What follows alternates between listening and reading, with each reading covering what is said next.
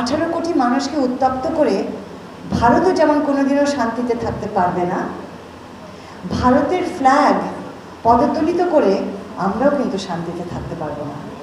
অর্থাৎ আমার ফ্ল্যাগ যদি কেউ পা দিয়ে মারায়, আমি কিন্তু আমার রাগ কিন্তু হিংস্র হয়ে যায়, আমি কিন্তু এটা সহ্য করতে পারি না।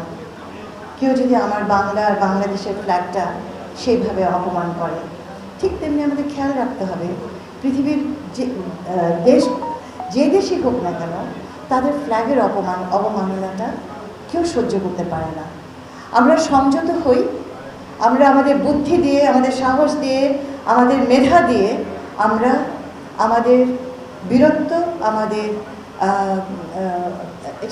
এটাকে বলে আমাদের বড়ত্ব আমরা প্রকাশ করি। এবং আমি বিশ্বাস করি যে আমরা খুব শিগগিরই ভারতের সাথে যে আমাদের সংকটময় মুহূর্তটা, এটা আমরা কাটিয়ে উঠতে পারব। এবং ভারতকেও কিন্তু বুঝতে হবে বাংলাদেশ পাল্টে গেছে।